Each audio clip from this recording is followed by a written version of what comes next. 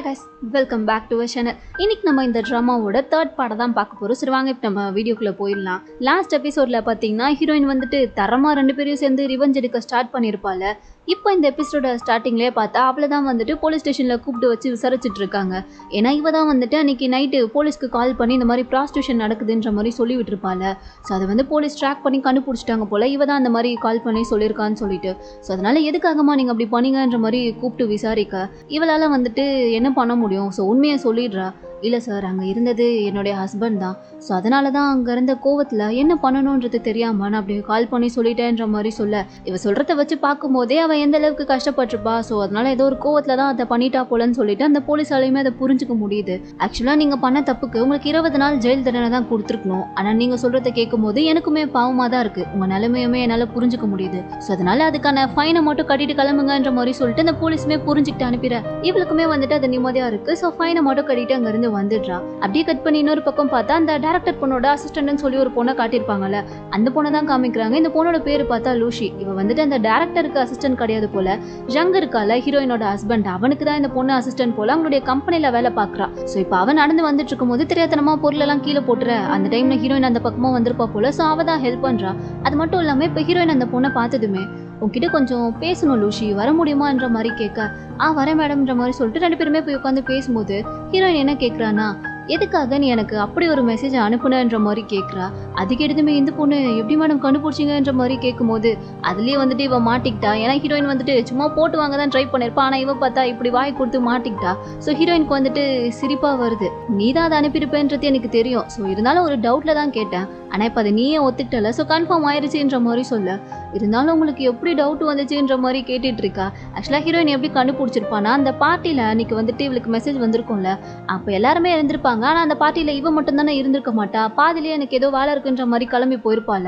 So அங்கேயே இவளுக்கு வந்து ஒரு வேளை இவ அனுப்பியிருக்கலாமோன்ற மாதிரி டவுட் வந்திருக்கும்.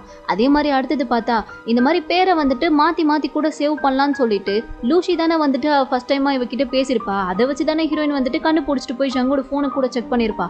ஸோ அதெல்லாம் வச்சு பார்த்து தான் இவ சும்மா கெஸ் பண்ணியிருப்பா போல. அதுக்கேற்ற மாதிரி போட்டுவாங்க. இப்போ இவளே வளரிட்டதுனால ஹீரோயின் வந்து கன்ஃபார்மே பண்ணிட்டா. அப்போ இவ தான் அந்த மெசேஜ் அனுப்பியிருக்கான்னு சொல்லிட்டு, ஆமாம் மேடம் நான் தான் அதை அனுப்புனேன்ற மாதிரி இப்போ லூஷியுமே ஒத்துக்க இவ உடனே அவகிட்ட ரொம்ப தேங்க்ஸ்ன்ற மாதிரி சொல்லிட்டு இருக்கா. ஏன் மேடம் இப்படிலாம் சொல்றீங்கன்ற மாதிரி கேட்கும்போது, ஆமாம் லூஷி, இத்தனை நாளாக என்னுடைய ஹஸ்பண்டு என் ஃப்ரெண்ட்ஸ் தான் என் உலகம்னு சொல்லிட்டு நான் வாழ்ந்துட்டு இருந்தேன். ஆனால் இப்போ நான் நம்பின எல்லாருமே என்னை ஏமாற்றும் போது எனக்கு ஒரு வலி வந்துச்சு பாரு, அது என்னால் சுத்தமாக தாங்கிக்கவே முடியல.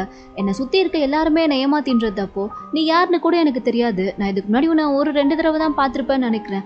நீ எனக்காக சப்போர்ட் பண்ணி இந்த மாதிரி உங்கள் ஹஸ்பண்ட் வந்துட்டு உங்களுக்கு துரோகம் பண்ணிட்டு இருக்காங்கன்னு சொன்னல, அதை கன்ஃபார்ம் பண்ணதுக்கப்புறமா நான் ரொம்ப உடஞ்சு போயிட்டேன். என்னடா இது, நம்ம நம்பின எல்லாருமே நம்மளை ஏமாத்திட்டு இருக்காங்க போலன்னு சொல்லி எனக்கு ரொம்ப வருத்தமாக இருந்துச்சு. ஆனால் அதை நினச்சி நான் கடைசி வரைக்கும் வருத்தப்பட்டுட்டே இருக்க போகிறது இல்லை. ஆல்ரெடி அவங்க 2 பேருக்கான அடியை நான் கொடுக்க ஆரம்பிச்சிட்டேன். இதுக்கப்புறம் ஏன்டா என்கிட்ட வச்சுக்கிட்டோன்னு சொல்லிட்டு அவங்க 2 பேருமே கதறுவாங்க. அந்த அளவுக்கு நான் பண்ணுவேன், அது எனக்கு நம்பிக்கை இருக்குன்ற மாதிரி சொல்லிட்டு கொஞ்சம் ஃபீல் பண்ணி அழுதெல்லாம் பேசிட்டு இருக்கா. லூஷிக்கு பார்க்கும்போது கஷ்டமா இருக்கு. அதுக்கப்புறமா இப்போ பேசி முடிச்சுட்டு ஹீரோயினே, சரி எனக்கு ஒரு மாதிரி குளிர்ற மாதிரி இருக்கு, அதனால நான் கிளம்பி போறேன்ற மாதிரி சொல்லிட்டு அங்க இருந்து போக லூஷி உடனே, இருங்க மேடம், அப்படின்னா வேணா என்னுடைய கோட்டை கூட நீங்க போட்டுட்டு போங்கன்ற மாதிரி அந்த கோட்டை கழட்டுறதுக்காக எழுந்துக்கும் போது ஹீரோயின் வேகமா போயிட்டு அப்படியே அவளை ஹக் பண்ணிட்டு பயங்கரமா அழுக ஆரம்பிச்சிடுறா. ஸோ அதை பார்க்கும்போதே லூஷிக்கு வந்துட்டு புரியுது இவங்க எந்த அளவுக்கு தனியாக இருந்து எல்லாத்தையுமே கஷ்டப்பட்டு ஃபேஸ் பண்ணியிருக்காங்கன்னு சொல்லிட்டு. அவளுக்கு வேற கூட ஆறுதலுக்குன்னு ஒருத்தர் கூட இல்லைல்ல, அதனால தான் அவள் இந்த அளவுக்கு ஃபீல் பண்ணுறான்றதையுமே லூஷியால் புரிஞ்சுக்க முடியுது. ஸோ அதனால அவள் தான் கொஞ்சம் சமாதானப்படுத்திட்டு இருக்கா. அப்படியே கட் பண்ணா இப்போ அடுத்த சீனில் ஹீரோயின் வந்துட்டு அவளுடைய கம்பெனிக்கு வந்துட்டா போல. ஸோ அவள் தான் ஸ்கிரிப்ட் ரைட்டரில் புதுசாக ஏதோ ஒரு ட்ராமாக்கு வந்துட்டு ஸ்கிரிப்ட் எழுதியிருக்கா போல. ஸோ அதுக்காக வந்துட்டு ஹீரோயின் கேரக்டர் சூஸ் பண்ணணுமா. ஸோ அதுக்கான ஆடிஷன் தான் இப்போ போயிட்டு இருக்கு. அந்த ஆடிஷனுக்கு பார்த்தா நானுமே வந்திருக்கா. அவளை பார்த்ததுமே ஹீரோயின் வந்துட்டு, நான் நீயா, நான் உனக்கு இன்னைக்கு இங்கே ஆடிஷன் இருக்குன்னு சொல்லவே இல்லையே, அப்புறம் எப்படி நீ கரெக்டாக வந்தேன்ற மாதிரி அப்படியே கொஞ்சம் போட்டுவாங்க பார்க்க. இவன் என்ன சொல்கிறதுன்னு தெரியாமல் திருன்னு முடிச்சிட்டு இருக்கா. ஏன்னா சொன்னது ஜாங் தான். அதை வந்துட்டு இவளால் ஓப்பனாக ஹீரோயின் கிட்ட ஒத்துக்க முடியாதுல்ல. ஸோ அதனால சமாளிக்கிறா. இல்லை, உங்கள் கம்பெனியோட வெப்சைட் போஸ்டரில் பார்த்தேன், அதில் தான் இருந்துச்சு, அதனால தான் நான் வந்தேன்ற மாதிரி சொல்ல, ஐயோ நீ ஆடிஷனுக்கு வரேன்னு சொல்லிட்டு இருந்தா நான் அந்த ஆடிஷனே வச்சிருக்க மாட்டேனே, டேரெக்டாக உன்னையே ஹீரோயினாக சூஸ் பண்ணியிருப்பேனே, ஏன்னா நம்ம 2 பேரும் தான் அவ்வளோ க்ளோஸில், அப்புறம் ஏன் நீ ஆடிஷன்லாம் வந்திருக்கேன்ற மாதிரி ஹீரோயின் சொல்ல, இதை பார்த்ததுமே அங்கே ஆடிஷன் வந்திருக்க பொண்ணுங்கள்லாம் பார்த்துட்டு இவ்வளோ ஒரு மாதிரியாக பார்க்குறாங்க. ஓ அப்போ இப்படி தான் இவ எல்லாருக்கிட்டையும் அவன் சான்ஸ் வாங்கிட்டு இருக்கா போலன்ற மாதிரி கேவலமாக பார்க்க, அது வந்துட்டு நானுக்குமே புரியுது. ஸோ அவளுமே வந்துட்டு கொஞ்சம் ஒரு மாதிரியா தான் நின்றுட்டு இருக்கா. அடுத்து இப்போ ஆடிஷனும் நடக்குது. ரெண்டு பேரா தான் வந்து பெர்ஃபார்ம் பண்ணும் போல. அதனால எல்லாருமே வந்துட்டு பேரா பண்ணிட்டு இருக்காங்க. பட் நான் கூட மட்டும் யாருமே பேர் பண்ணல. ஏன்னா ஹீரோயின் வந்ததுமே இவ அவளோட ஃப்ரெண்டுன்ற மாதிரி காட்டிக்கிட்டதுனால மற்ற பொண்ணுங்களாம் தான் வந்துட்டு இவ மேல கொஞ்சம் கோவத்துல இருந்திருப்பாங்களே. ஸோ அதனாலேயே வேணும்னே யாருமே இவ கூட பேர் பண்ணிருக்க மாட்டாங்க. அதனால இப்போ இவ மட்டும் வந்து தனியா நிக்க ஹீரோயின் கேட்கிறா, என்னாச்சு நான், ஏன் நீ மட்டும் தனியாக வந்திருக்க, உன் கூட யாராச்சும் ஒருத்தர் வரணும்லன்ற மாதிரி கேட்கும்போது, இல்லை என் கூட யாருமே வரதுக்கு ரெடியா இல்லைன்ற மாதிரி அவ சொல்ல, சரி ஓகே அப்போ நான் உன் ஃப்ரெண்ட் ஆச்சே, இதோ நான் வரேன்ற மாதிரி சொல்லிட்டு ஹீரோயின் வர அவ கூட பேரா நடிக்கிறதுக்காக. இதுலயும் பார்த்தா அந்த சக்காலத்தி சண்டை தான் போல. ஸோ இவ வந்துட்டு அதே மாதிரி ஹஸ்பண்டை எடுத்துக்கிட்ட கேரக்டர், அஃபேர்ல இருக்க கேரக்டர் தான் நான் பண்ணணும். ஹீரோயின் வந்துட்டு உண்மையா அந்த ஒய்ஃப் கேரக்டர் பண்ணணும் போல. ஸோ இப்போ எடுத்ததுமே ஹீரோயின் வைக்கிறா, உனக்கு கணத்துலேயே பொழிர்னு நானுக்கு ஒரு நிமிஷம் அப்படி கண்ணெல்லாம் இருட்ட ஆரம்பிச்சிருச்சு. அங்கே வந்திருக்கவங்க எல்லாரும் வேற ஒரு மாதிரியா பார்த்துட்டு இருக்காங்க. உடனே ஹீரோயின் வந்துட்டு, என்ன அடி வாங்கிட்டு அமைதியா நிக்கிற, பேசு உன் டைலாக பேசுன்ற மாதிரி சொல்ல, டைலாக் பேசணுமான்ற மாதிரி சொல்லிட்டு இவ அப்பதான் அந்த பேப்பர்ல இருக்க டைலாக்லாம் மனப்பாடம் பண்ணிருப்பாள். ஸோ அதை பேச ஆரம்பிக்கிறா. இந்த மாதிரி என்னதான் அவரு உன்னுடைய புருஷனா இருந்தாலும் அவர் வந்துட்டு என்னதான் உண்மையாவே லவ் பண்றாரு. ஸோ கண்டிப்பா நான் அவர் உன்கிட்ட இருந்து பிரிச்சிருவேன்ற மாதிரி சொல்ல, ஹீரோயின் இதுதான் சான்ஸ்ன்னு சொல்லிட்டு அவன் மனசுக்குள்ள என்னெல்லாம் பண்ணணும்னு நினைக்கிறாளோ அது எல்லாத்தையுமே இங்க வச்சு செஞ்சுட்டு இருக்கா. அடிக்கிறதெல்லாம் பயங்கரமா அடிச்சிட்டு இருக்கா. டைலாக்லாம் வேற உண்மையா பேசுற மாதிரி அப்படி ஃபீல் பண்ணி பேசிட்டு இருக்கா. நானுக்கே ஒரு நிமிஷம் இவ உண்மையாவே உண்மையை தெரிஞ்சுக்கிட்டு பேசுறாளா இல்ல டயலாக்ல இருக்கிறது தான் பேசிட்டு இருக்காளான்ற மாதிரி சொல்லிட்டு அரண்டு போய் நின்றுட்டு இருக்க. பர்ஃபார்மன்ஸ்லாம் பண்ணி முடிச்சதுக்கு அப்புறமா ஹீரோயின் வந்துட்டு சூப்பரா பண்ணிட்டேன் நான்ன்ற மாதிரி இவளை பாராட்ட வேற செய்யறா. ஆனா இவளுக்கு வாங்கினாட்டி ஒன்னொன்னும் பயங்கரமா வலிக்குது போல. ஸோ அப்படியே கணத்தை தேய்ச்சிட்டே நின்றுட்டு இருக்க. ஹீரோயின் பார்த்துட்டு சாரி நான் கொஞ்சம் கதைக்குள்ள ரொம்ப இன்டெப்தா போயிட்டானா, அதனாலதான் கொஞ்சம் நேச்சுரலா இருக்கணும்ன்றதுக்காக ரியலாவே ஒரு 4-5 அடி சேர்த்து அடிச்சுட்டேன். ஸோ மன்னிச்சிரு, ஆனா நீ உண்மையாவே ரொம்ப சூப்பரா பர்ஃபார்ம் பண்ணிட்ட, சான்ஸ் உனக்கு தான், நீ தான் இதுல ஹீரோயினேன்ற மாதிரி சொல்லிடுற. அதை கேட்டதும் மேடம்க்கு பார்த்தா முகமெல்லாம் அப்படியே ஒரு புன்னகை தான். அட்லீஸ்ட் வாங்கின அடிக்கு இந்த கேரக்டராச்சும் நமக்கு ஓகே பண்ணாங்களேன்ற மாதிரி உடனே இவ குஷியாக ஆரம்பிச்சிடுறா. இப்போ அடுத்து வந்துட்டு இந்த மூவி ஷூட்டிங் ஆரம்பிக்கிறதுக்காக ப்ரொமோஷன்லாம் முன்னாடியே பண்ணுவாங்களே. ஸோ அந்த மாதிரி இவங்க 2 பேரும் தான் ஹீரோ ஹீரோன்னு சொல்லி ஃபிக்ஸ் பண்ணிட்டு ப்ரொமோஷன்லாம் போயிட்டு இருக்க. ஃபோட்டோ ஷூட்டு அதுக்கப்புறமா வந்துட்டு அதுக்கு முன்னாடி ஹீரோ ஹீரோன்லாம் இன்டர்வியூ எடுப்பாங்களே. ஸோ அந்த மாதிரி இப்போ ஒரு இன்டர்வியூ தான் எடுத்துட்டு இருக்காங்க. அதில் அந்த ஆங்கர் பார்த்தா லூசுத்தனமாக ஒரு கேள்வி கேட்குறாங்க, உங்களுக்கு ஆல்ரெடி மேரேஜ் ஆயிடுச்சு தான், பட் இருந்தாலும் கேட்குறேன், ஒருவேளை உங்களுக்கு மேரேஜ் ஆகாமல் இருந்திருந்தா நீங்கள் உங்களுடைய கோ ஆக்டர் நான் மாதிரியான ஒரு கேரக்டரை சூஸ் பண்ணுவீங்களா, இல்லை ரியலாகவே உங்களுடைய ஒய்ஃப் மாதிரி இருக்க ஒரு கேரக்டரை சூஸ் பண்ணுவீங்களான்ற மாதிரி கேட்க, இவன் என்ன சொல்கிறதுன்னு தெரியாமல் அப்படியே முழிச்சிட்டு இருக்கான். ஏன்னா கேமரா முன்னாடி பொசுக்குன்னு உண்மையும் சொல்லிட முடியாது, கொஞ்சம் நல்லவ மாதிரியும் காட்டிக்கணும்ல. ஸோ அதனால இவன் ஒரு மாதிரி யோசிச்சுட்டே இருக்கா. பக்கத்தில் நான் பார்த்தா இவன் நம்மளை சொல்லுவானான்ற மாதிரி கொஞ்சம் ஆர்வமாக தான் பார்த்துட்டு இருக்கா. அதே நேரம் இது எல்லாத்தையுமே வந்து ஹீரோயினும் வீட்டில் இருந்து டிவியில் பார்த்துட்டு தான் இருக்கா. அதனால இங்கே இப்போ இவன் என்ன தெளிவாக பதில் சொல்கிறான்னா, என் ஒய்ஃபோட கேரக்டர் வேற, இவங்களுடைய கேரக்டர் வேற. எனக்கு கேரக்டராக பார்த்தா 2 கேரக்டருமே பிடிச்சிருக்கு. ஆனால் லவ்னா அது எப்பயுமே என்னுடைய ஒய்ஃப் மட்டும்தான், அவளை தான் எனக்கு எப்பயுமே ரொம்ப பிடிக்கும்ன்ற மாதிரி சொல்லிட்டு அப்படியே கையிலேயே ஹார்ட்டின் சிம்பிள்லாம் வச்சு காட்டிட்டு இருக்க. ஹீரோயின் அதையெல்லாம் டிவியில் பார்த்துட்டு சிரிக்கிறதா அழுகிறதானே தெரியாமல் உட்காந்துட்டு இருக்கா. ஆனால் இவங்க 2 பேரும் அவங்களோட வேலையில கரெக்டாக தான் இருக்காங்க. இப்போ ரொமான்ஸ்லாம் முடிச்சுட்டு 2 பேரும் உட்காந்து ஆளுக்கு ஃபோன் நோண்டிட்டு இருக்கும்போது தான் திடீர்னு பார்த்தா ஜங்கோட மொபைலுக்கு வந்துட்டு ஒரு கிசு மாதிரியான மெசேஜ் வருது.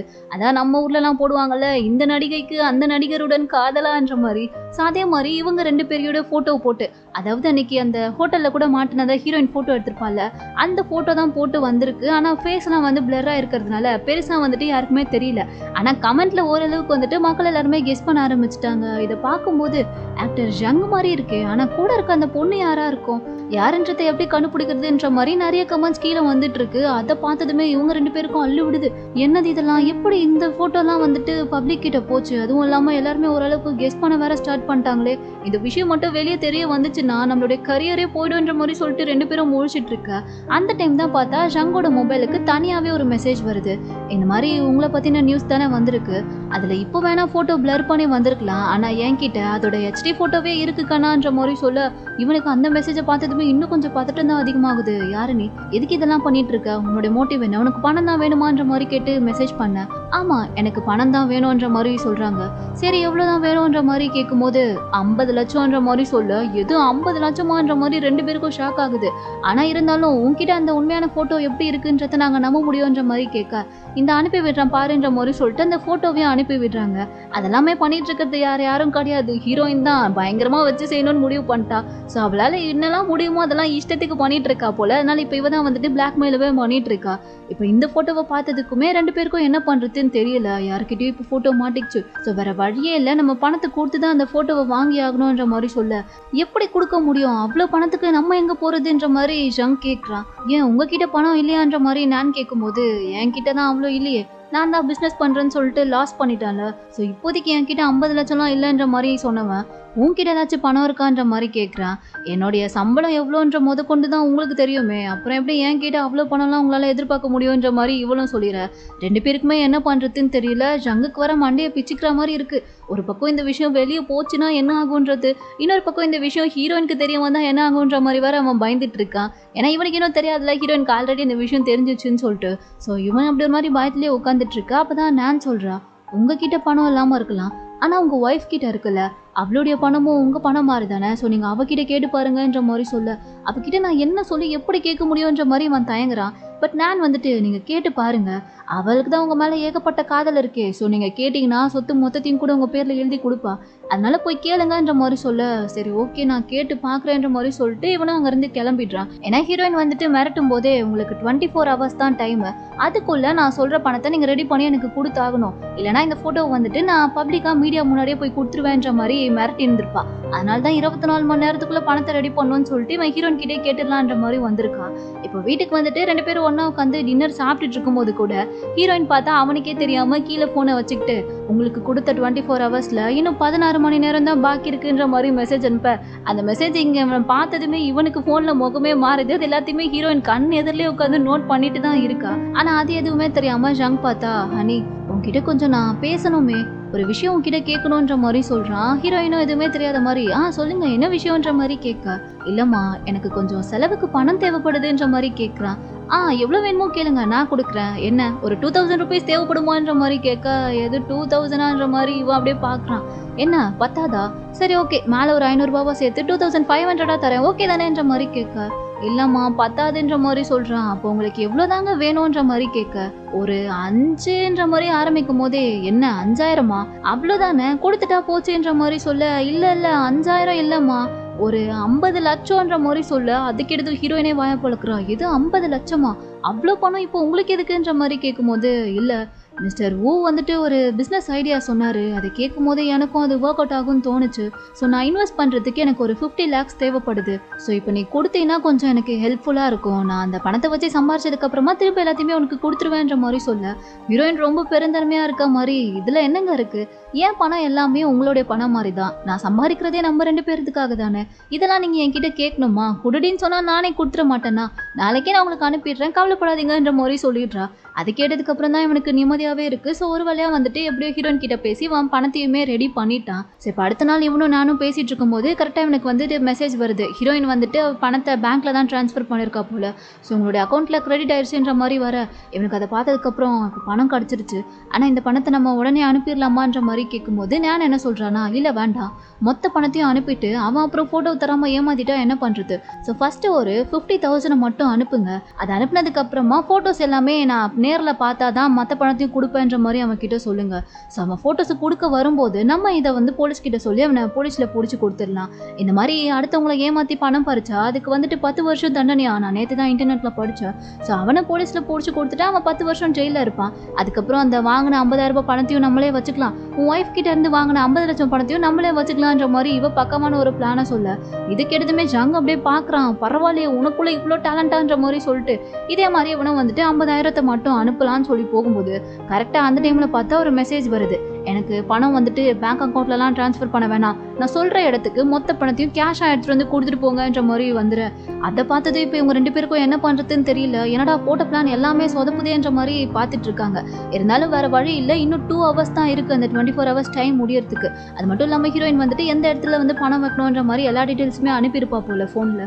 அதனால அதுக்கேற்ற மாதிரி ஜங்குமே பார்த்தா மொத்த பணத்தையும் விட்ரா பண்ணிவிட்டு ஒரு இடத்துக்கு வரான். அது வந்து ஏதோ எக்ஸிபிஷன் ஹால் மாதிரி போல். ஸோ அங்கே வந்துட்டு இவனுக்கு செக்கிங்லாம் நடந்துட்டு இருக்கு. செக்கிங்லாம் முடிஞ்சதுக்கப்புறமா அங்க இருக்க ஒரு குப்பை தொட்டிக்குள்ள தான் வந்துட்டு ஹீரோயின் பேக் வச்சுட்டு போக சொல்லியிருப்பா போல. ஸோ அதே மாதிரி இவனும் அந்த குப்பை தொட்டிக்குள்ள பேக்கை போட்டுட்டு அங்க இருந்து போயிட அவன் போனதுமே வந்துட்டு அங்க கிளீன் பண்ற லேடி ஒருத்தவங்க வந்து அந்த குப்பை தொட்டி ஓபன் பண்றாங்க.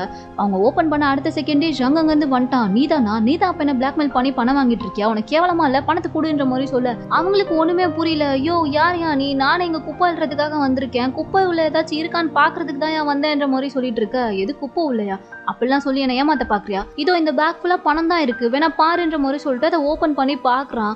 ஆனா ஓபன் பண்ணி பார்த்தா இப்போ அந்த பேக்ல வந்துட்டு பணமே இல்ல, வெறும் பேப்பர் துண்டு தான் இருக்கு.